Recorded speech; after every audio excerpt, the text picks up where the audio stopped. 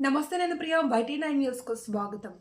మార్కెజం సిద్ధాంతం ఆధారంగా ఎందరో అమరవీరుల రక్తపు త్యాగాల పునాదుల మీద పురుడు పోసుకొని దోపిడీ లేని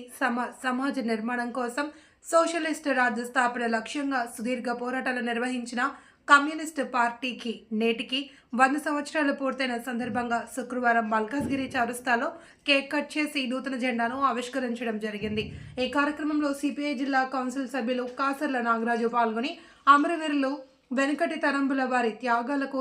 నారుబోసి నీరు పెట్టి వారి త్యాగాలను, వారు చేసినటువంటి పోరాటాలు, వారి యొక్క విలువలను నేటి యువతకు అందించే క్రమంలో భాగంగా ఈ 100 years సెలబ్రేషన్స్ జరుగుతున్నాయని అన్నారు.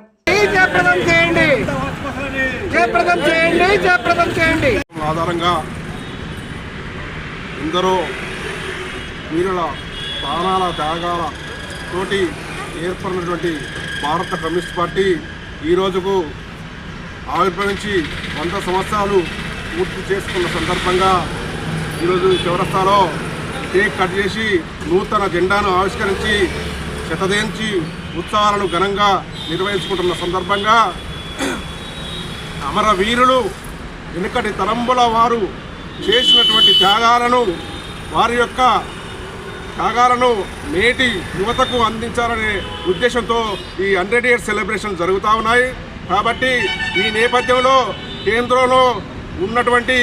నరేంద్ర మోడీ, అమిత్ షా నాయకత్వంలో నడుస్తున్నటువంటి ప్రభుత్వం ఫాసిస్టు ప్రభుత్వం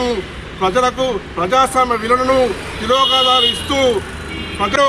అడవులను, ఖనిజ సంపదను అదానీ, అంబానీ కార్పొరేట్ సంస్థలకు అప్పచెప్పేందుకు కేంద్ర ప్రభుత్వం నేడు ప్రయత్నం చేస్తుంది. అదేవిధంగా అడవుల్లో ఉన్నటువంటి గిరిజనులను, మావోయిస్టులను, అడవులను కాపాడుతున్నటువంటి వారిని ఆపరేషన్ కగారు పేరుతో ఇప్పటికే 1600 మందిని వెంటాడి కాల్చి తప్పుతున్న ఈ రాక్షస ప్రభుత్వానికి గోరి కట్టేందుకు ఈ గ్రామ స్థాయి నుండి ఢిల్లీ వరకు పోరాటాలు నిర్వహించేందుకు కమ్యూనిస్టు పార్టీ ఆవశ్యకత ఎంతైనా ఉందని తెలియజేస్తూ, అదేవిధంగా జనవరి 18వ తారీఖు